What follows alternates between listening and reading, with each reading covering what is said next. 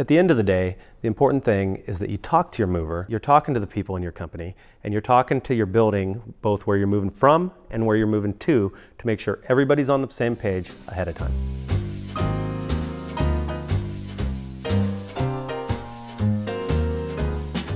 Hello, friends. Welcome to Ask a Mover.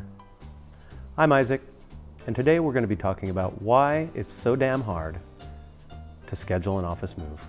Why is it so damn hard to schedule an office move? Well, when you're scheduling an office move, you are dealing with the schedules of 3 different parties, possibly 4. You have yourself and your organization, who you need to get all on the same page as to when the best time to do the move is. It's not a problem for some people because they own their own building they're moving into, but for a lot of people, you're having to dance between 2 different building management.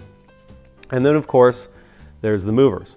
They're oftentimes scheduling out for weeks or months, and different movers have different scheduling policies and different levels of urgency. I guess the first thing is, in your own organization, there's a lot of things that come into play. When's your lease ending? The lease isn't going to wait. It's not going to give you a timeout. The other issue is downtime. Your company doesn't want to close up the office, stop productivity. That's expensive. So a lot of companies are looking to conduct their move in a way that minimizes the time that the company will be closed. A mistake a lot of people make is when they're going to schedule the move, they come up with a tentative date within their company. Then they start to call moving companies, and they will set a date because everybody knows that these companies get busy and that they get booked up, while failing to take the building into account and find out when and what windows of time and days during the week they're actually able to do the move. The best thing you can do in this situation is come up with a couple contingency plans. Communication is really key.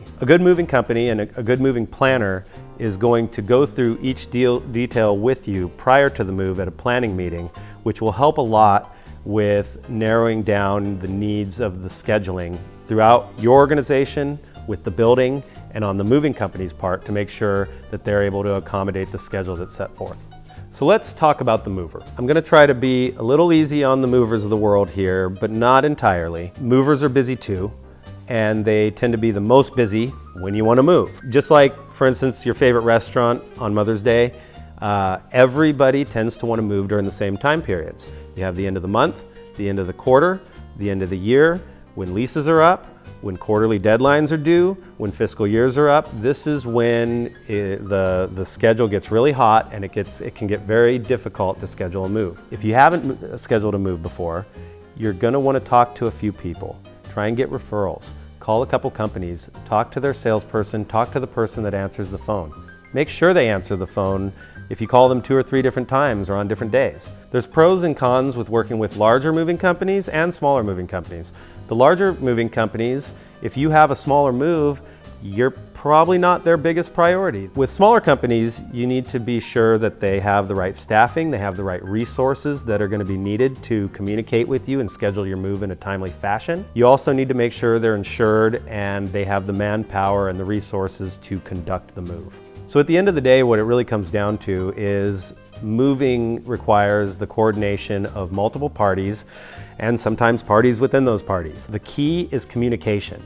Communicate with your people, communicate with your mover, communicate with your buildings, and do this as early and as urgently as possible, because planning the move is always going to take longer than you think it's going to take. The time you take planning on the front end is going to save you headaches, money, and time on the back end, and going to make sure that everybody gets into the new space and is ready to work on Monday morning.